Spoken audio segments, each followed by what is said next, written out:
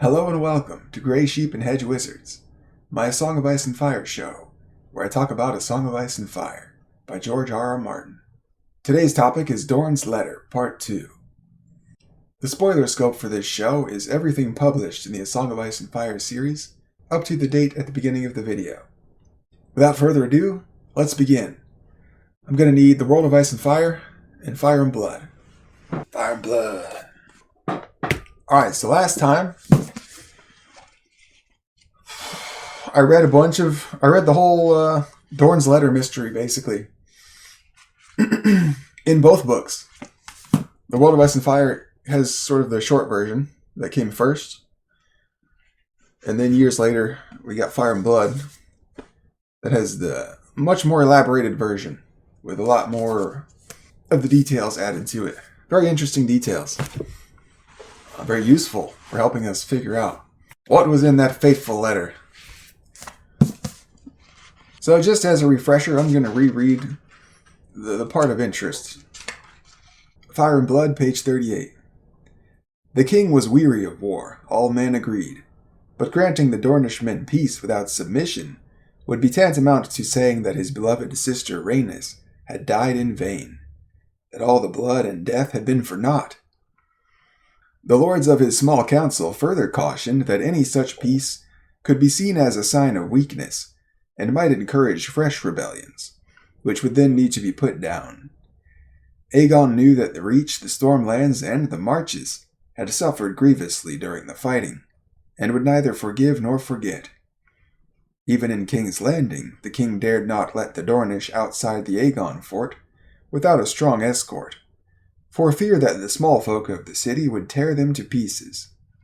For all these reasons, Grand Maester Lucan wrote later, the king was on the point of refusing the Dornish proposals and continuing the war. It was then that Princess Dyria presented the king with a sealed letter from her father. For your eyes only, your grace. King Aegon read Prince Nymore's words in open court, stone-faced and silent, whilst seated on the Iron Throne. When he rose afterward, men said, his hand was dripping blood.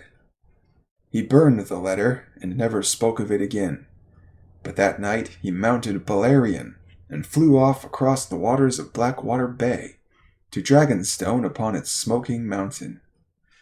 When he returned the next morning, Aegon Targaryen agreed to the terms proposed by Nymore. Soon thereafter, he signed a treaty of eternal peace with Dorne. To this day, no one can say with certainty what might have been in Dyria's letter. Some claim it was a simple plea from one father to another, heartfelt words that touched King Aegon's heart. So on and so on. Oh, it's such an awesome mystery.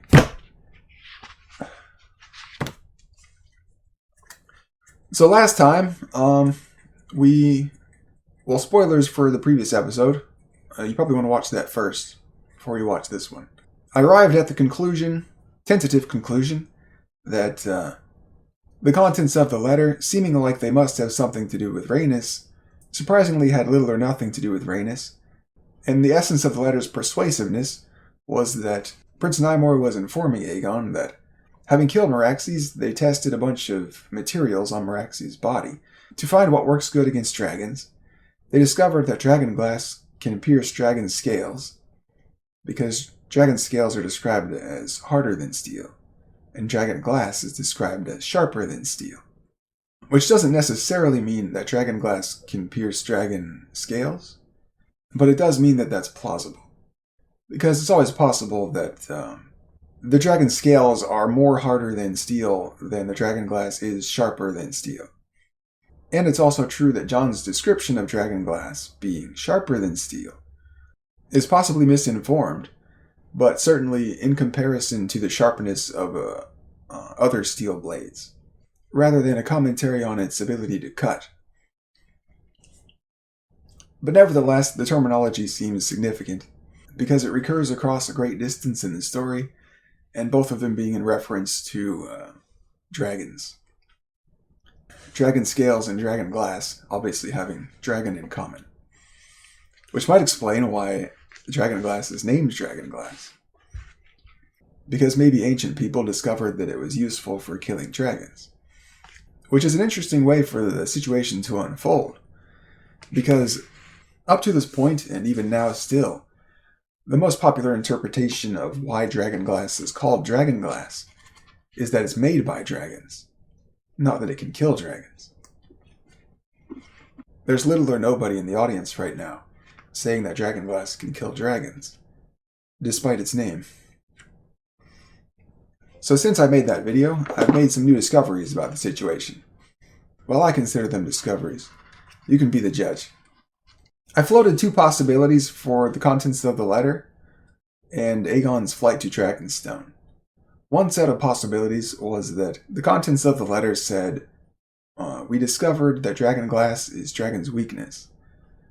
And then Aegon's flight to Dragonstone was Aegon remembering that there's dragonglass on Dragonstone in the caves, and then flying there to test it on Balerion. And the other possibility set was that the letter said, we discovered dragonglass is dragon's weakness, and we got the dragonglass from Dragonstone. And then Aegon already knew that dragonglass was dragon's weakness, and his flight to Dragonstone was to check if they were telling the truth that there is dragonglass in the caves of Dragonstone, to check if Nymor was bluffing. Having reread the situation, I think I can safely rule out the second possibility and narrow it down to the first one. Now I'm going to reread the part that helped me do that. Let's see if you can get it too. Page 35. The true circumstances of her demise will likely never be known. But Rhaenys Targaryen, sister and wife to King Aegon I, perished at the Hellholt in Dorne in the 10th year after the conquest. The next 2 years were the years of the dragon's wrath. Every castle in Dorne, save Sunspear, was burned thrice over, as Balerion and Vhagar returned time and time again. The sands around the Hellholt were fused into glass in places. So hot was Balerion's fiery breath. The Dornish lords were forced into hiding, but even that did not buy them safety. Did you catch it? It says the sands around the Hellholt were fused into glass in places. So hot was Balerion's fiery breath. Dorne did not get the dragonglass from Dragonstone. They got it from Hellholt, or in other words, from Aegon. When Aegon burned the Hellholt with Balerion, it's surrounded by sand, and so he burned the sand around Hellholt. And the way you make glass, the way you make normal glass, is you apply extreme heat to sand. So it seems probable that a way you make dragonglass is you apply heat that only a dragon or a volcano can produce to sand. And so the contents of Nymor's peace letter probably pointed this out to Aegon. Hey, King Aegon, did you know that after your temper tantrum where you burned all of the castles 3 times, when you burned Hellholt, you made dragonglass? And we tested the dragonglass on Meraxi's dead body and found that it can penetrate dragon scales. And then that helps explain why Aegon got so mad after he read the letter, where he gripped the throne so hard that his hand was bloody afterwards. Because he realized he messed up. He lost his temper and messed up, and accidentally gave them dragonglass by burning the sands all around Hellholt. And then, not knowing that dragons are weak to dragonglass, he had to test it for himself. So he flew to Dragonstone in the night, so that nobody would see what he's doing. And went to the cave, got some dragonglass, tested it on Balerion, and then found that they were right. And then realizing his conquest of Dorne was over and lost, he agreed to the peace. Because Aegon knows that his hold on power derives from the power of his dragons. And if the remainder of the Targaryen dragons were to be killed in a continued war against Dorne this time armed with dragonglass, not only would he lose Dorne, but he would likely lose all of the kingdoms, as they all are encouraged by Dorne's successful slaying of 3 dragons.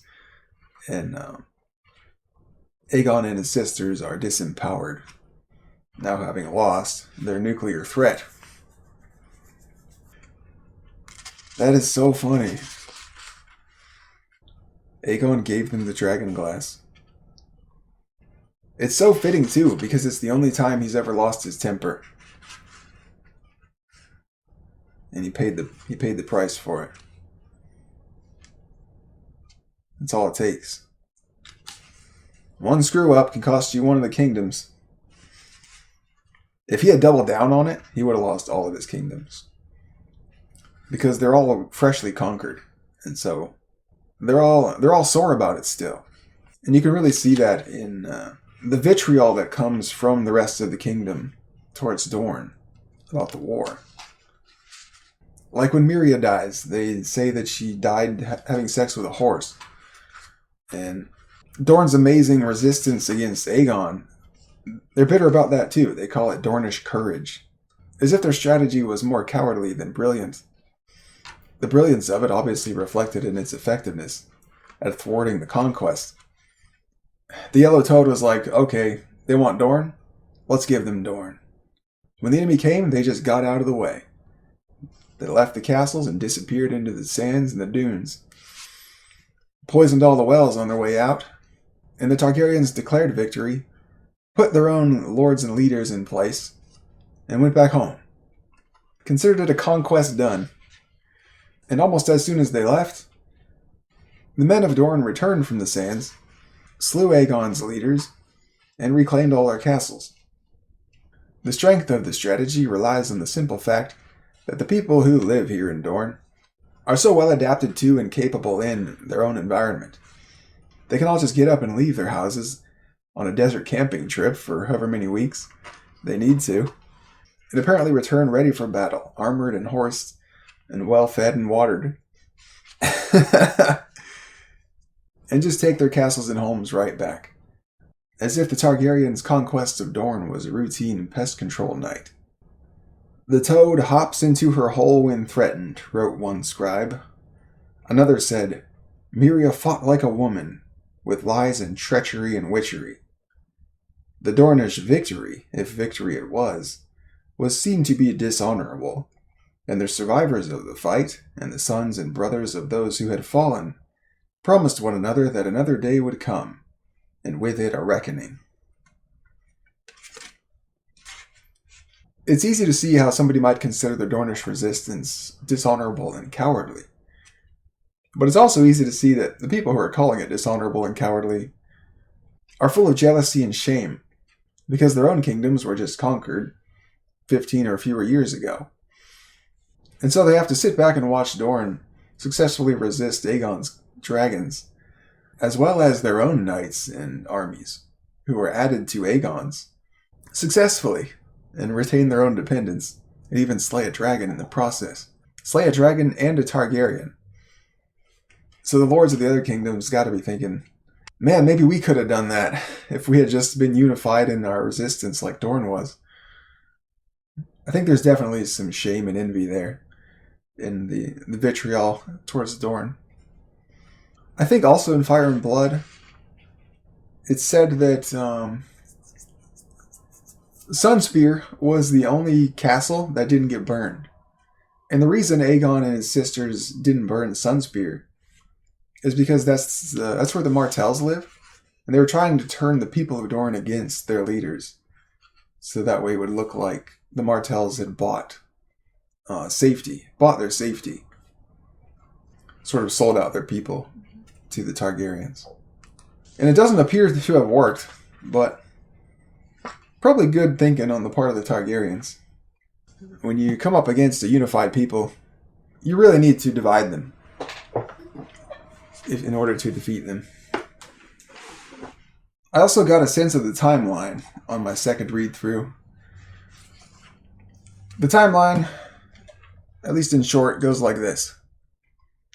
In 4 AC, AC meaning after conquest, so year 4, the First Dornish War begins.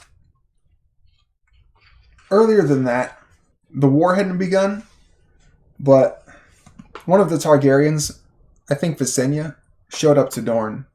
No, I think it was Rhaenys, showed up to Dorne and met with the yellow-toed Miria and said, bend the knee, basically.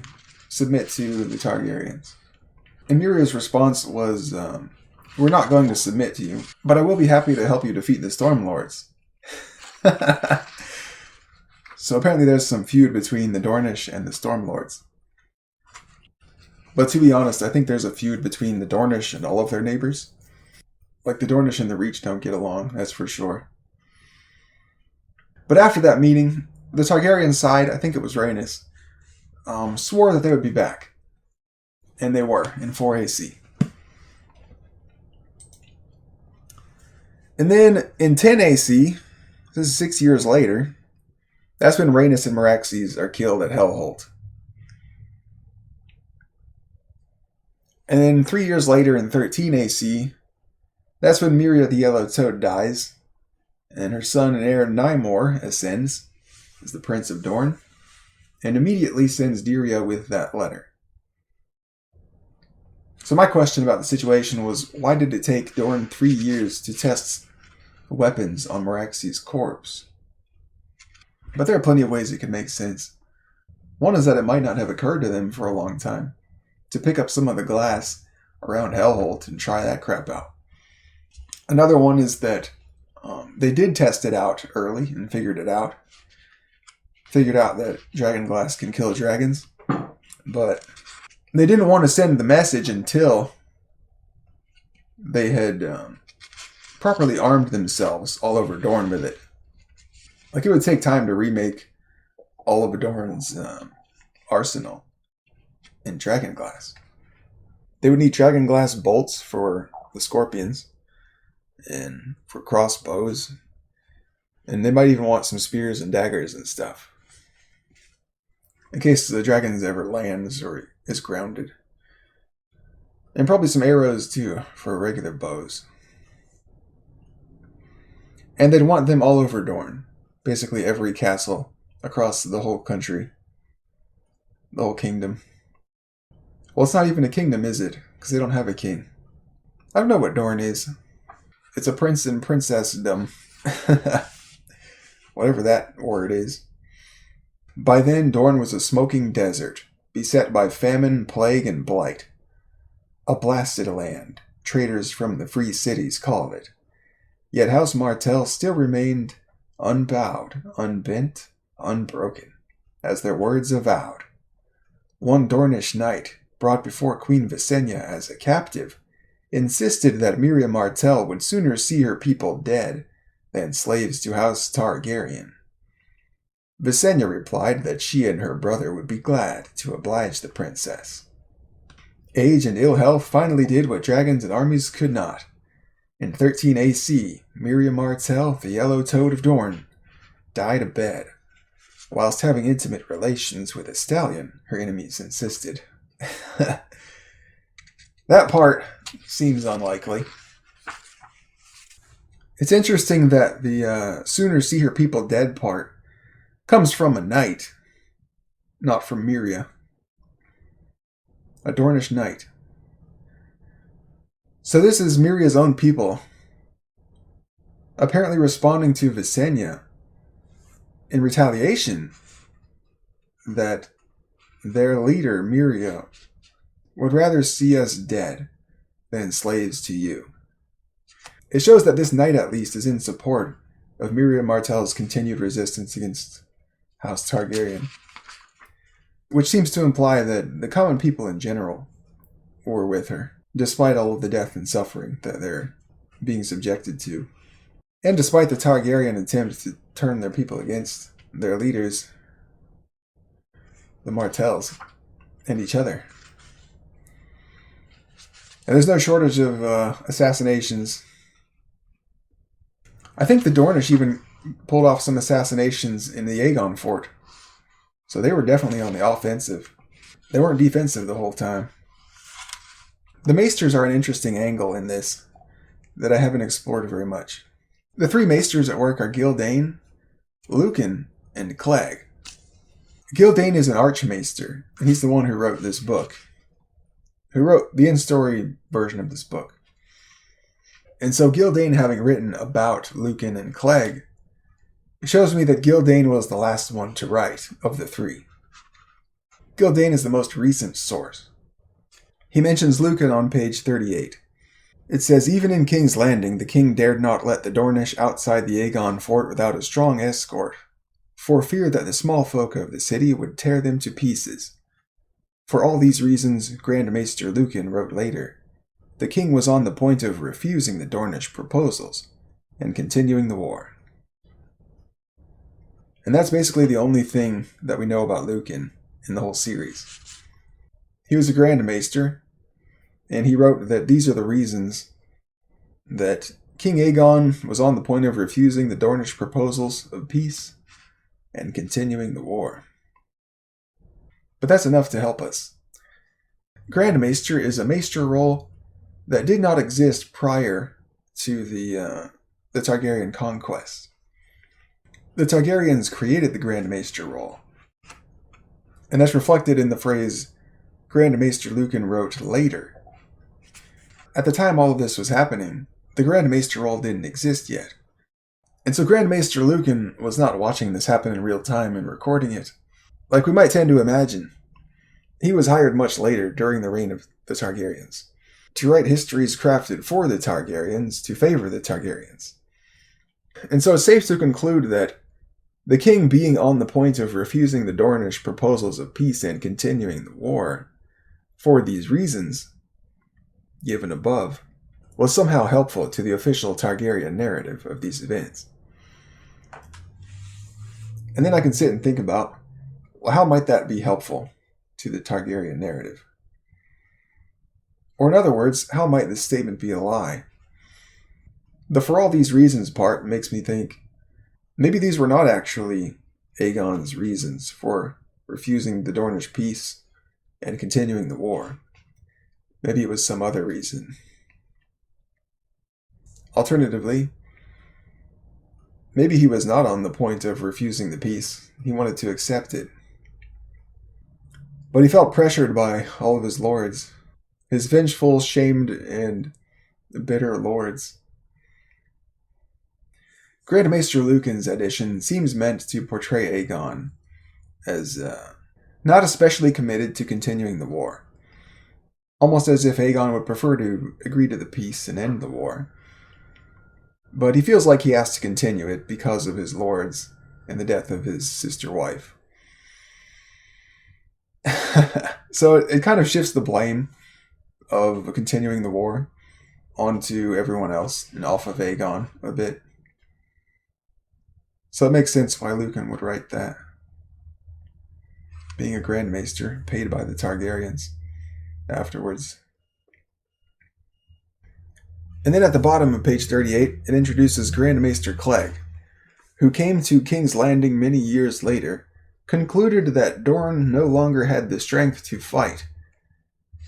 Driven by desperation, Clegg suggested, Prince Nymor might have threatened that, should his peace be refused, he would engage the faceless men of Braavos to kill King Aegon's son and heir, Queen Rhaenys' boy, Aenys, then but 6 years old.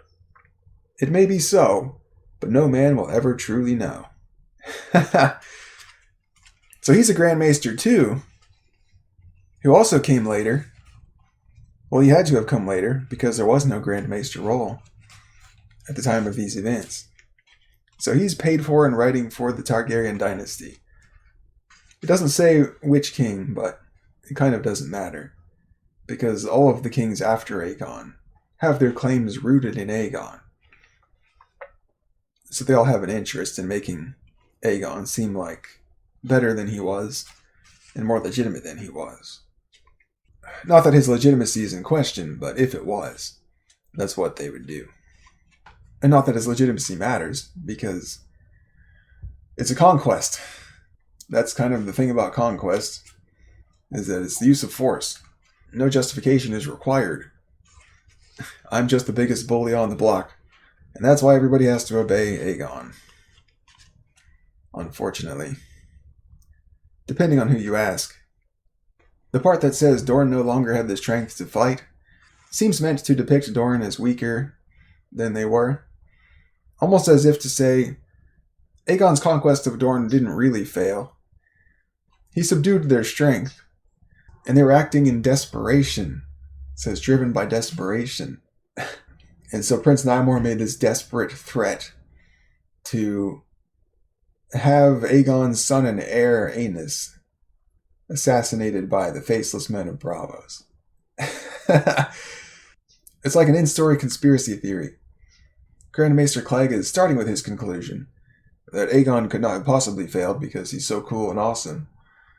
And Prince Nymor cannot have possibly have won because Dorne didn't have the strength to fight.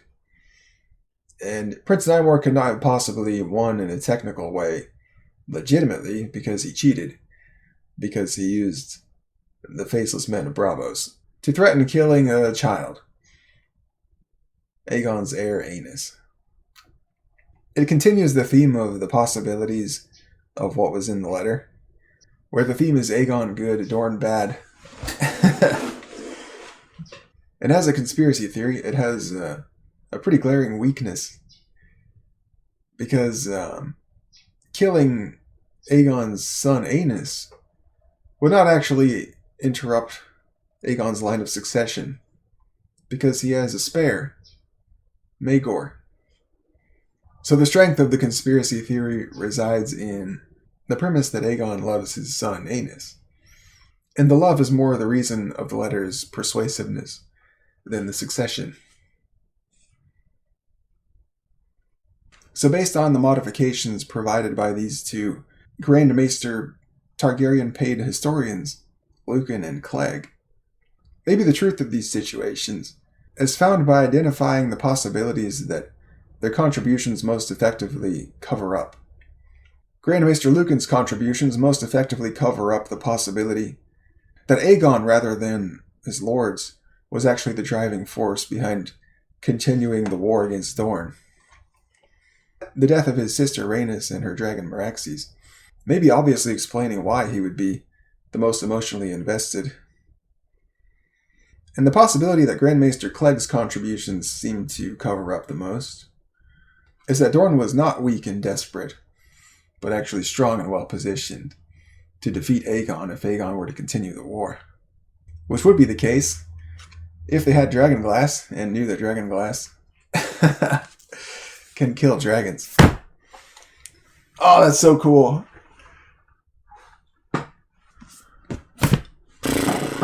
Maybe I should leave this for part 3, but no, I'll just do it now because I don't want it to go too long.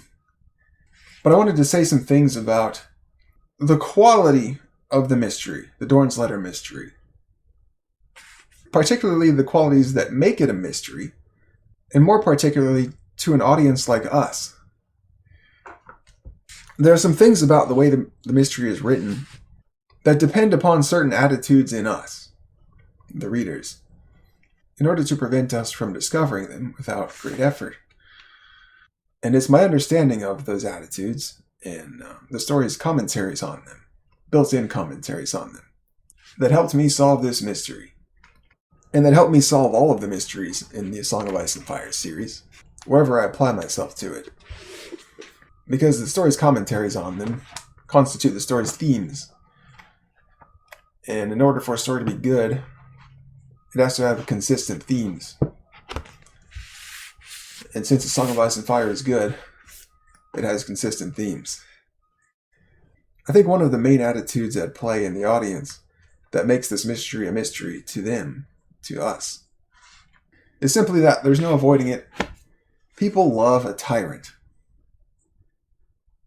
And Aegon Targaryen is a tyrant. And House Targaryen in general is A Song of Ice and Fire's seduction into tyranny. Aegon the Conqueror and House Targaryen occupy a position of power that they were not elected to or chosen for. They just took it by force and killed anybody and everybody who tried to resist them. And it's in stark contrast to the way that leadership is done in other institutions throughout the story. The Night's Watch elect their own leaders. The Wildlings elect their own leaders. The Ironborn elect their own leader. And even some of the free cities elect their own leaders.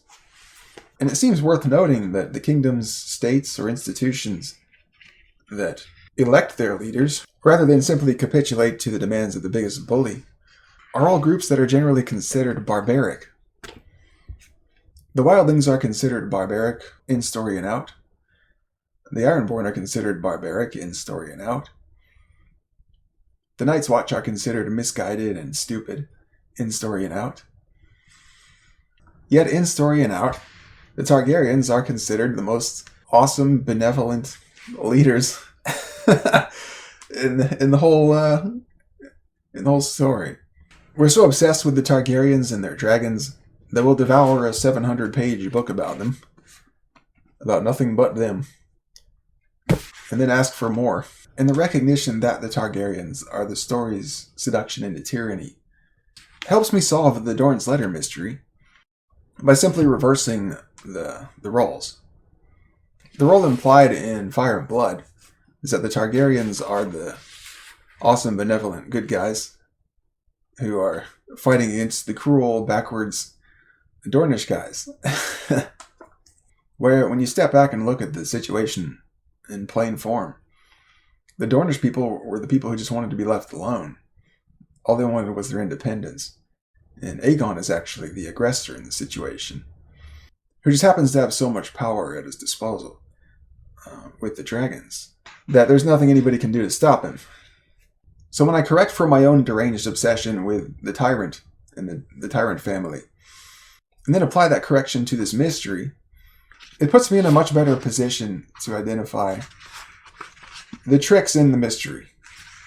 Like, okay, if Dorne are actually the cool good guys, maybe Aegon's response to the letter was less about their evil cruelty and torturousness of Rhaenys, and more about they just legitimately got one over on Aegon, and Aegon screwed up somewhere. And the Dornish are actually more badass than I thought. This is a scorpion, or the scorpion that killed Meraxes, and whoever shot it.